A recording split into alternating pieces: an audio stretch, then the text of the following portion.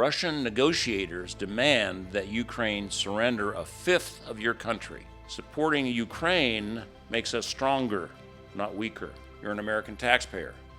You watched Washington spend $2.3 trillion in 20 years in Afghanistan. Imagine you're a Ukrainian soldier.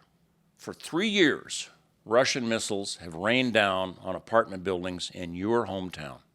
Your wife huddles in a basement with no heat in below freezing temperatures. Russian negotiators demand that Ukraine surrender a fifth of your country. Now picture this.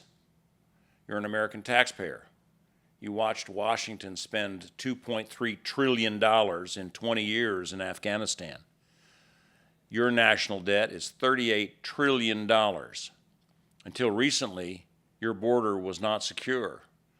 And now your government wants billions more for a war halfway around the world.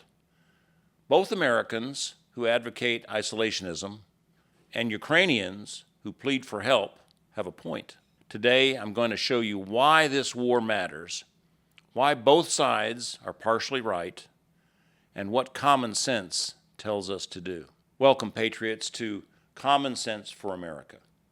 I'm Bruce Rutherford, coming to you from the beautiful Westwood Golf Club in Houston, Texas.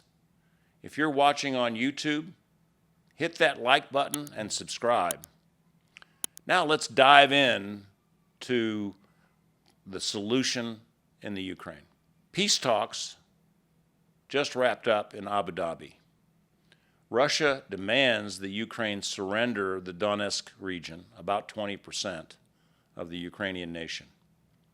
They demand that Russian ownership, they demand that the Ukraine recognize Russian ownership of stolen territory. They demand that the Ukraine never join NATO. And they demand that the Ukraine accepts zero security guarantees. Why zero?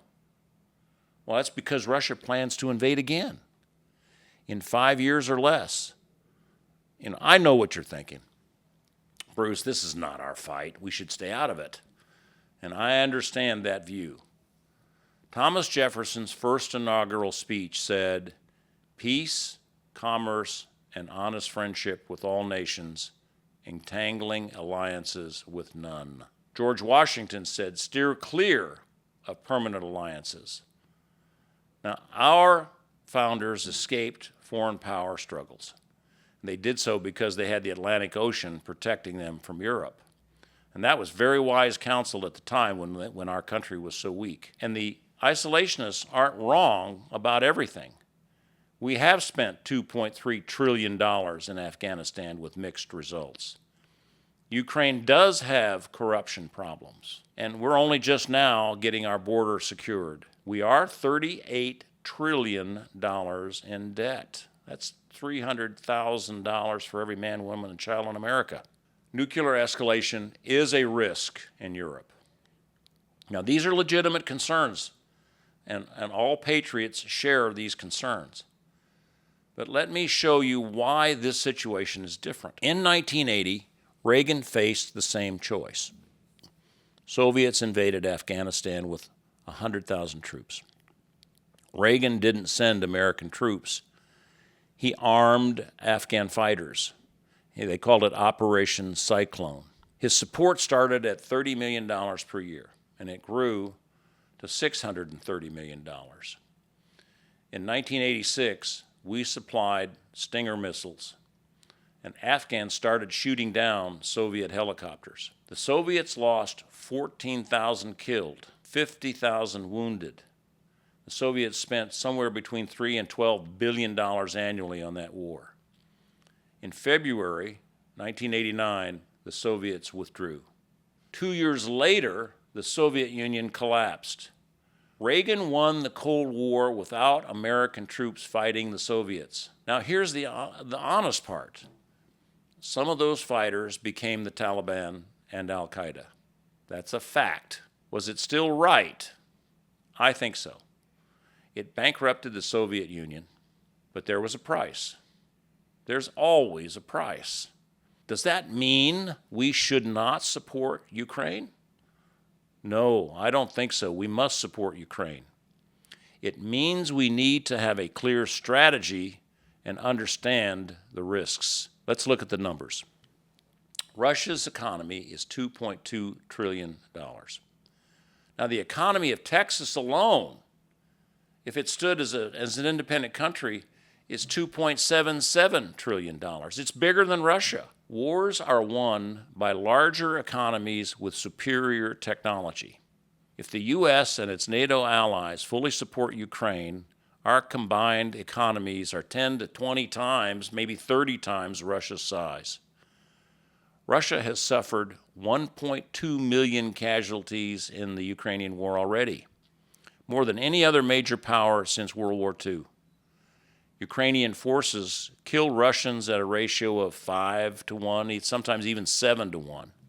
Russia has advanced about 70 meters per day, but that's a slower advance even than any time except World War I. I mean, that's like a World War I trench warfare. They've lost 11,500 tanks, 24,000 armored vehicles, 781 aircraft.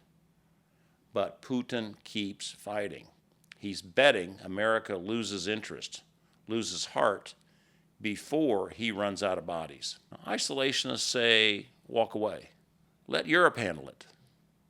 I say that these numbers prove we can win, and walking away costs more than finishing the job. Here's why. If Russia wins, China is much more likely to invade Taiwan. Iran gets emboldened, unless we do something about Iran, which I've talked about in another podcast. Every aggressor learns that invasion pays if you're willing to absorb casualties. But if Russia fails, we can make invasion too expensive. We send the opposite message to every potential aggressor. That is in America's national interest. Here's what smart support looks like. First, the United States organizes NATO, but we're not sending troops to fight. We sell weapons to NATO countries who supply Ukraine. We provide intelligence. No American troops are in combat in the Ukraine. Second, NATO troops defend Ukrainian territory, but never cross into Russia itself. We drive the Russians out of Ukrainian territory. Third, Ukraine uses our weapons to destroy Russian assets and bring Putin to the table. Ukrainian troops may invade Russia to drive a negotiated peace, but not NATO troops. Fourth, we cut Russian oil sales yet again. Ukrainian strikes have already forced 40% of their refining offline. Fifth, when Russia withdraws, the Ukraine joins NATO, the only real security guarantee that matters. Frozen Russian assets go to Ukraine as reparations. Cost? We have provided $175 billion since 2022. That's under 3% of 1 year's federal budget. We spent $2.3 trillion in Afghanistan. The question isn't, can we afford Ukraine? It's, can we afford the world we get if Russia wins? What is the exit strategy? Russia withdraws. Ukraine gets NATO membership. We normalize relations. Based on attrition rates, Russia cannot sustain losses beyond 2026. If we maintain or increase our support, they just cannot hold out. Ukraine wins. Now you say, what about the nuclear risk? You ask. I mean, you're right to ask that. Putin knows that if he uses nukes, Russia becomes an international pariah. Even China will abandon them. Putin's also the ultimate survival rat. He knows that if he uses nuclear weapons, the retaliation will mean the end of him and the end of Russia as we know it. He's betting on our fear. He's bluffing. He knows our response will annihilate him. Some of you, I know, are still not convinced. You're thinking, debt, borders, our problems. I hear you. but we can secure our border and support the Ukraine. We can fix our infrastructure and check aggression in Ukraine. These aren't either-or choices. Jefferson and Washington didn't want us weak. They wanted us strong enough so that nobody dared attack our interests. Supporting Ukraine makes us stronger, not weaker. Supporting Ukraine prevents new Russian aggression against Poland and the Baltic states. Supporting Ukraine weakens Iran and Iran's proxies. And it gives the Chinese real pause about invading Taiwan. If we help the Ukrainians win their war, we probably avoid a war with China in the Western Pacific. Here's what you need to remember. This war is winnable without American troops. Russia's economy is smaller than Texas. Their military is decimated at ratios of 5 to 7 to 1. They advance slower than they did in World War I, while suffering World War II casualties. With Western support, Ukrainian victory is not just probable, it's assured.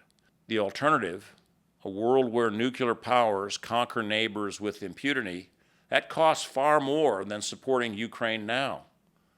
I'm not asking you to love this. I'm only asking that you think clearly, use your common sense, and think about the now versus the future. What serves America's long-term interests? Sometimes common sense means doing the hard things now to avoid the catastrophic things later. Talk about this with your family. Tell me in our comment section what you think, what they think. Do you buy my argument, or are the isolationists among us right? If you found this discussion interesting, please go to our website. It's on the screen. Go to the website and look at other podcasts and give us your comments. All the best. God bless you. Next week, we'll discuss why we need a constitutional convention and what amendments would fix our broken government. Until then, think clearly, remember your history, use common sense. Until then, God bless you, and God bless yours, and God bless America.